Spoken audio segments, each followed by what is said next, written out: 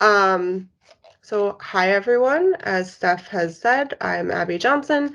I am a PhD student at Falmouth University, and today I'm going to be talking to you about doing it with monsters. So first things first, there are some trigger warnings that go along with this presentation. Often people use fan fiction as a means to work through trauma, to work through unsafe, impossible, or illegal fantasies and urges.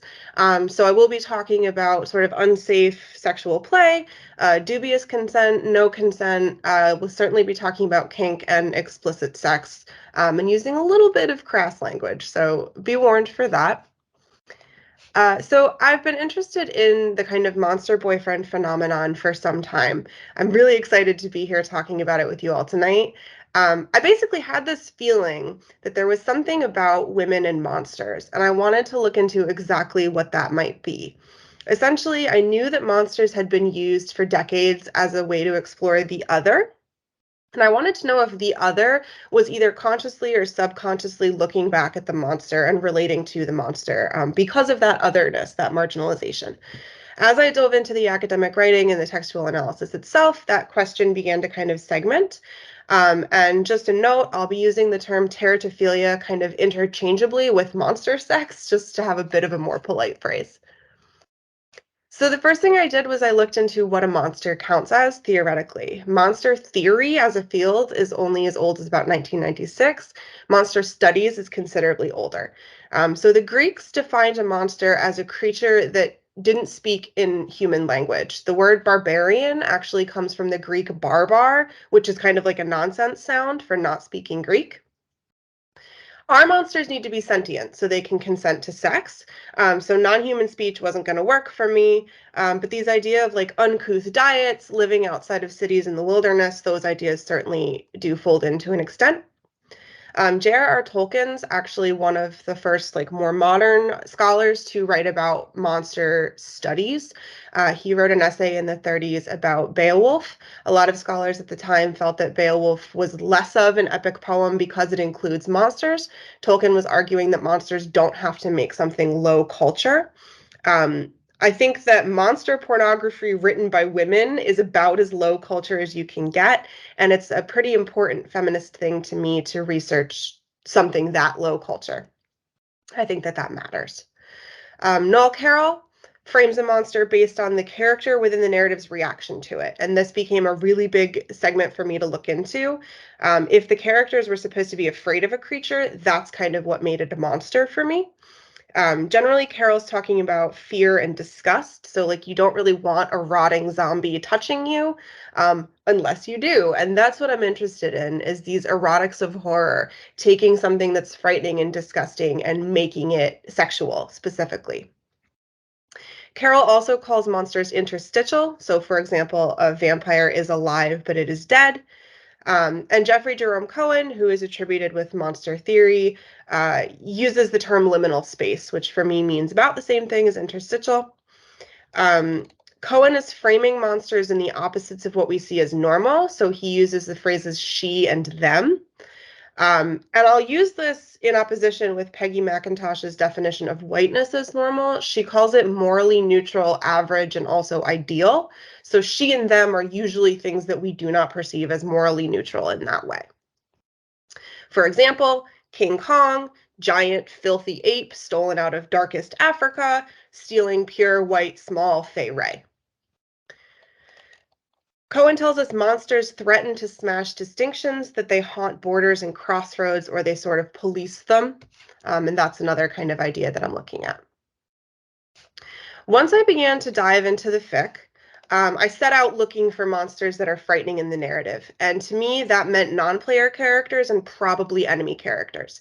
But I began searching, and after a few days, I was finding a lot of Resident Evil writing and nothing else. So I decided to kind of expand my frame of a monster. And I expanded it to include friendly characters that are treated as monstrous or threatening by the narrative or by other characters. So, for example, in Final Fantasy VII, when the player first encounters the character Red 13, he's locked up in a lab. He's treated as a specimen. He's being observed. To me, he's going to count as a monster because of that kind of othering and study. Orcs in World of Warcraft, although they are one of the main original races, they're often portrayed as primitive, as outside of cities. The human cities are kind of gleaming and full of castles. Orc ones have more like wood fences and stuff like that. So I'm willing to count orcs as monsters. And Legion from Mass Effect is another good example. He is a teammate, he is a friendly character, but he is a Geth, which is an enemy race that you spend most of Mass Effect 1 fighting against. The fics I found about characters like these were much more likely to be relationship-oriented. They dealt with themes of loving the monster, including his instincts, in spite of his instincts, working around this idea of someone as kind of hybrid or different. And I just slapped the tags I used down on the bottom of this tag, or of the slide, because there was a lot of them. So I spent 2 weeks going through porn, and I ended up with 101 qualifying fics. Of these, Resident Evil was the most popular with 22.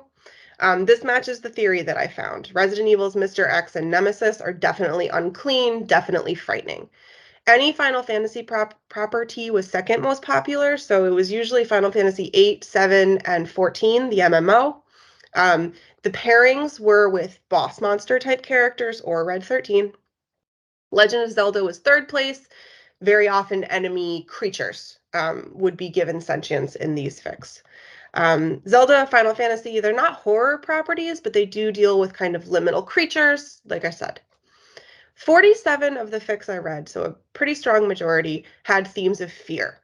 30 dealt with dubious consent. So these would be stories where the monster at first is threatening, is frightening. Maybe the sexual encounter doesn't quite have clear consent, but the reader character, the protagonist character, kind of gets into it partway through.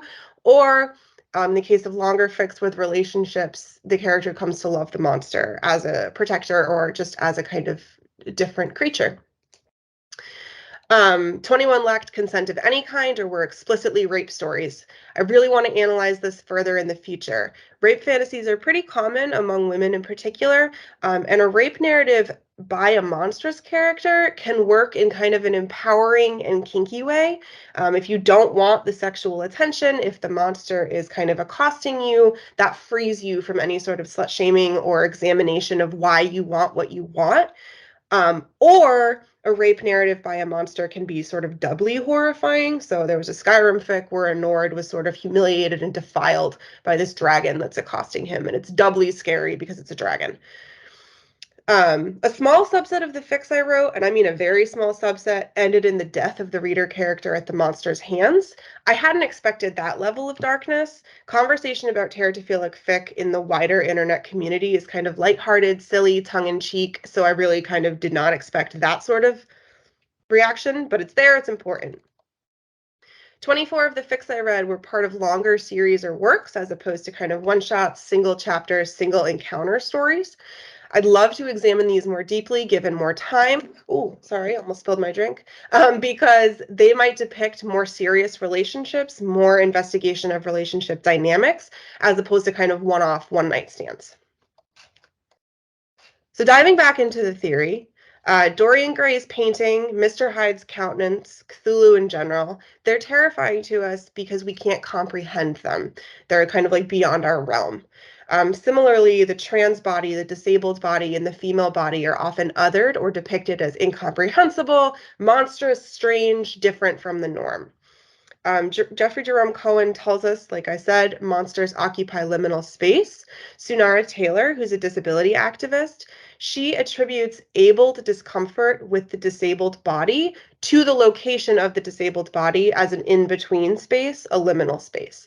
She calls the disabled body a space between life and death, and she feels that that's why people who are abled are uncomfortable.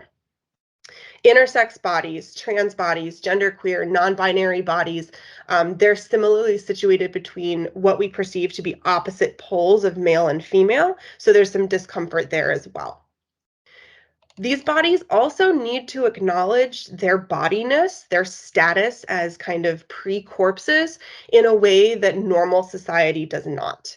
Horror narratives tend to frighten us with blood, dismemberment, needles, but the disabled, the trans body may need to deal with self-injections or surgeries, and the female body certainly deals with blood to the point where it becomes banal.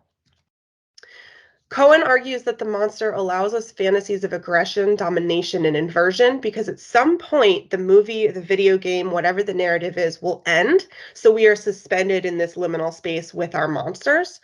And I believe that the fan fiction becomes a space to play with kink in the same sort of way. These monsters are never going to be real. They're never going to come out. These fantasies can never come to life. So they become an even safer imaginative play space. They're a space to play with ideas of kink that require a great deal of trust, are potentially unsafe, are potentially impossible outside of those liminal spaces. So in that vein, Dead Dove. Dead Dove is a common tag on Archive of Our Own. It's a joke from the show Arrested Development. The character Michael finds this bag in the fridge, looks into it, there's a dead dove in there, and he says, I don't know what I expected. So using the tag Dead Dove is a way to kind of winkingly acknowledge that you're going to find what you think you're going to find in a teratophilic fic. Using tags like Dead Dove on Archive of Our Own is a warning that the fic will contain what it says on the bag. AO3 is a specifically feminist website and archive, and it relies on user-generated tags to help readers avoid potentially triggering, upsetting topics or kinks. Extensively tagging a work, especially with tags like Dead Dove, helps steer users away from content they might not be comfortable with, helps kind of protect and save the liminal space. And these three tags, forgive me, I know not what I do, I belong on a cross, are kind of further indications that what you're about to read is filthy. So in terms of kink, I believe that fic allows those who are distanced from sexual desires due to societal pressures to take charge or to allow themselves sexual pleasure. In the US, the Hollywood movie rating system will often put a stricter, more restrictive rating on movies with scenes of female pleasure or male nudity. We see the slut murdered over and over again in horror narratives, and purity balls and abstinence-only education are still very popular in the United States. So monster kink, monster play is a pretty safe space to admit to wanting these things without needing to admit to wanting them. Fic also allows authors to cede control during sex without worrying if that's feminist or not. Teratophilia specifically marks the female or othered body as a site of pleasure for the person in the body as opposed to being objectified for someone else. So the most popular kink I encountered were mentions of extremely large male genitalia and kinks related to that. 59 fics explicitly, luridly, extensively mentioned the size of the monster's meat. Of these, 33 mentioned monster junk so large that it visibly distended the person being penetrated's stomach. Excessive amounts of ejaculate came up in 37 fics. Impregnation, breeding kinks came up 27 times. These are all kinks and things that require trust, time, potential embarrassment in real life. Like the rape fics, they also can go either way. Maybe a monster is being very gentle despite its nature, despite its size. He's taking his time with you. Or maybe it's even more horrifying and he's being like extra rough and doesn't care about how big he is. A monster human hybrid baby might be a symbol of kind of a new era or a joining of communities, like the child in the comic saga. Or it might be a life-threatening condition for the mother who carries it, adding to the terror.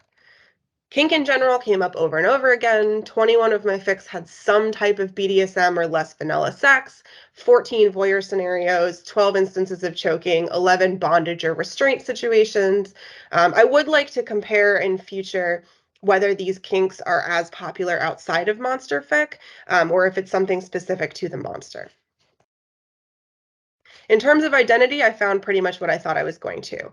Of the 101 fics I tallied, 53 were female-male, whether the female character was an in-universe character or the reader herself. 40 were male-male. That doesn't inherently indicate that queer men are writing fic. Slash male-male fic is really popular. It has been since Star Trek days. I do need to investigate a little more there. 8 fics explicitly mentioned trans characters, whether that was kind of repositioning an existing character as trans or otherwise. 14 had some sort of what I'm calling gender stuff going on. So the reader pronouns were gender neutral. There were no mentions of specific gendered body parts. A character was genderqueer. Some characters were naturally intersex within the narrative or forced modification to be intersex. I think that there's something going on there, and I want to look more into that. With that in mind, with stuff I'm more interested in, I did this research over 2 weeks. A lot of those 2 weeks was just combing through porn to make sure that it was going to fit my narratives. So as I continue this research in preparation for the book chapter, I'm excited to look at more fics. I'm looking forward to reading them more in depth. Some of them had as many as 33 chapters. I'm really interested to see how the relationships develop and how that goes on over those chapters. Are those relationships one-night stands? Are they long-term things? What are the relationship problems that come up when you're dealing with monster-human relationships? I encountered several fics that were specifically tagged for PTSD and trauma. Really interested to see how those things go along with the monster as maybe a protective character, as a source of trauma, whatever the case may be. I suspect that teratophilia goes hand in paw with kink because both are transgressions. It's transgressive to love something that is unclean and frightening. It's transgressive to do kink in general. So again, I would really like to look at what kind of kinks come up in monster porn versus what kind of kinks come up in AO3 in general. Maybe breeding is just really popular right now and it's not specific to monsters. I really want to dive into the kind of genderqueer and trans aspects. How many genderqueer fics are there in AO3 in general? Is this unique to monsters, etc.? So tentative conclusions, nothing really yet, still looking. If you'd like to follow me on Twitter, my handle is gothteaching. And if you would like to write me an email about how I'm a degenerate, you can do so at ajohnson22@antioch.edu.